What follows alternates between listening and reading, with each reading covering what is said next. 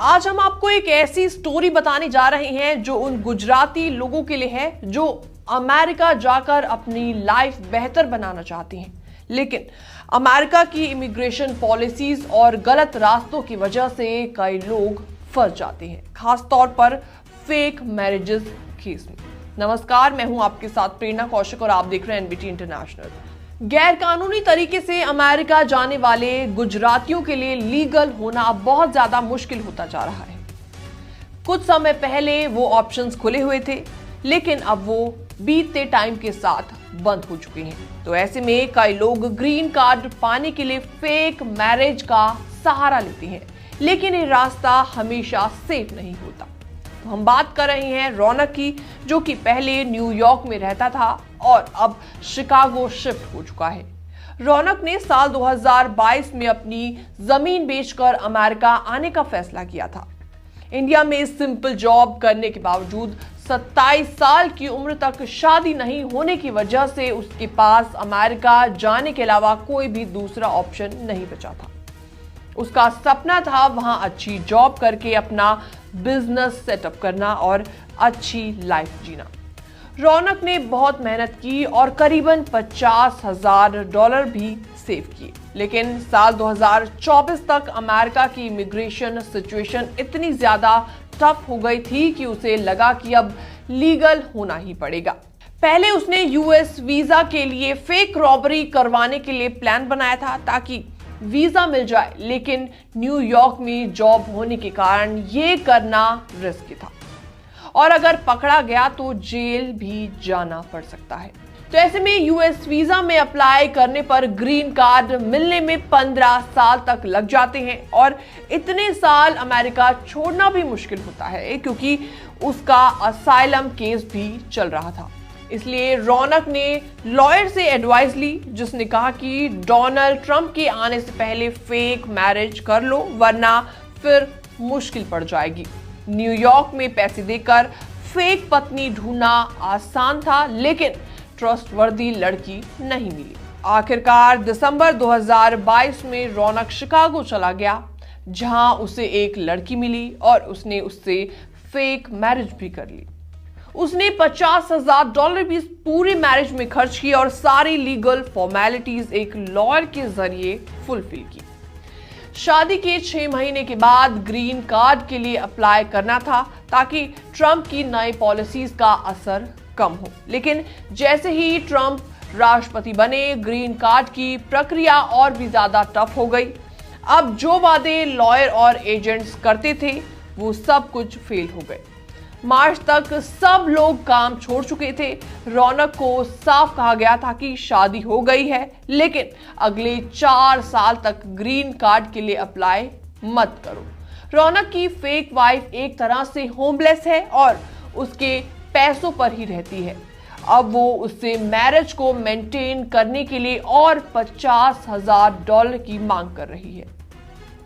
मतलब रौनक को 34 साल की उम्र तक ये मैरिज चलाना पड़ेगा और अभी तक लाखों डॉलर भी इस दौरान खर्च हो चुके हैं और बाद में ग्रीन कार्ड मिलना भी कोई गारंटेड नहीं है। अब ब्लैकमेल भी शुरू हो गया है और अगर रौनक पैसे नहीं देगा तो उसकी फेक वाइफ झूठे केस में भी रौनक को फंसा सकती है या इमिग्रेशन अथॉरिटीज को रिपोर्ट कर सकती है। शिकागो में ऐसे कई गुजरातीज हैं जो कि फेक मैरिज में फंसे हुए हैं। जी हाँ, रौनक का सपना था कि अमेरिका आकर अच्छी शादी करे और अपना बिजनेस सेटअप करे, लेकिन अब उसे 34 से 35 साल की उम्र तक सिंगल रहना पड़ेगा और उसका बिजनेस का सपना भी अधूरा रह जाएगा। अब सिर्फ ग्रीन कार्ड मिलने से अमेरिकन ड्रीम पूरा नहीं होता, क्योंकि अब अमेरिका में रहना है तो गेस्ट की तरह रहो, वरना डिपोर्ट होने को तैयार रहो। जी हाँ, अमेरिका के राष्ट्रपति डोनाल्ड ट्रंप के नए इमिग्रेशन क्रैकडाउन के बाद हजारों ग्रीन कार्ड होल्डर्स, जिनमें बड़ी संख्या में भारतीय लोग भी शामिल हैं, डरे हुए नजर आ रहे हैं। ट्रंप एडमिनिस्ट्रेशन ने साफ साफ कहा है कि अगर आपने अमेरिकन लॉ और वैल्यूज का पालन नहीं किया तो आपकी ग्रीन कार्ड की प्रिविलेज हम छीन लेंगे।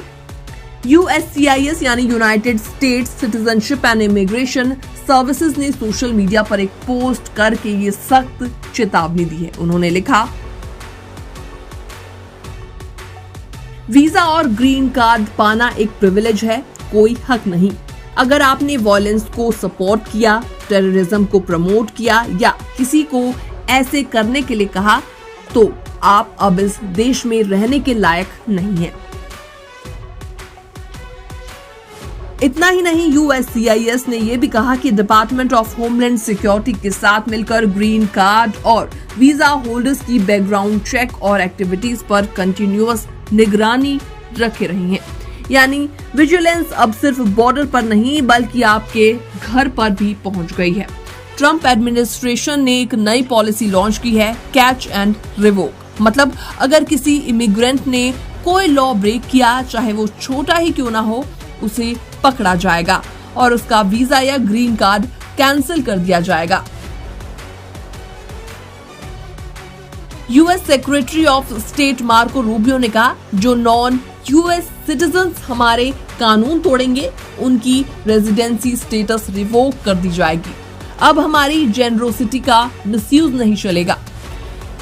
इंडियन इमिग्रेंट्स पहले ही ग्रीन कार्ड के लिए 50 साल तक का लंबा इंतजार करते हैं और अब अगर सालों बाद किसी को ग्रीन कार्ड मिला भी हो तो भी गारंटी नहीं है कि वो हमेशा अमेरिका में रह पाएगा। ट्रंप की नई पॉलिसी ये भी संकेत देती है कि अब माइनर लीगल वायलेंस पर भी ग्रीन कार्ड छीन लिया जाएगा। पहले इमिग्रेंट्स को मौका मिलता था कि वो अपील करें या अपनी गलती को सुधारें, लेकिन अब ऐसा मौका शायद ना मिल पाए। तो अमेरिका में ग्रीन कार्ड लेकर बैठ जाना अब सेफ नहीं है। रूल सख्त हैं, सर्विलेंस ज्यादा है और ट्रंप की नजर अब इलीगल ही नहीं बल्कि लीगल इमिग्रेंट्स पर भी लगातार बनी हुई है। वीजा और ग्रीन कार्ड पाना एक प्रिविलेज है, कोई हक नहीं। अगर आपने वॉयलेंस को सपोर्ट किया, टेररिज्म को प्रमोट किया या किसी को ऐसे करने के लिए कहा, तो आप अब इस देश में रहने के लायक नहीं हैं। इतना ही नहीं, USCIS ने यह भी कहा कि डिपार्टमेंट ऑफ होमलैंड सिक्योरिटी के साथ मिलकर ग्रीन कार्ड और वीजा होल्डर्स की बैकग्राउंड चेक और एक्टिविटीज पर कंटिन्यूअस निगरानी रखे रही है। यानी विजिलेंस अब सिर्फ बॉर्डर पर नहीं बल्कि आपके घर पर भी पहुंच गई है। इंडियन कम्युनिटी को अब पहले से कई ज्यादा सतर्क रहने की जरूरत है। Stay updated, stay aware. अब आपको भी लगता है कि ये पॉलिसी अनफेयर है लीगल माइग्रेंट्स के लिए, तो आप भी कमेंट सेक्शन में कमेंट करके अपनी राय दे सकते हैं। बाकी वर्ल्ड से जुड़ी छोटी और बड़ी खबरें देखने के लिए बने रहिए NBT इंटरनेशनल के साथ।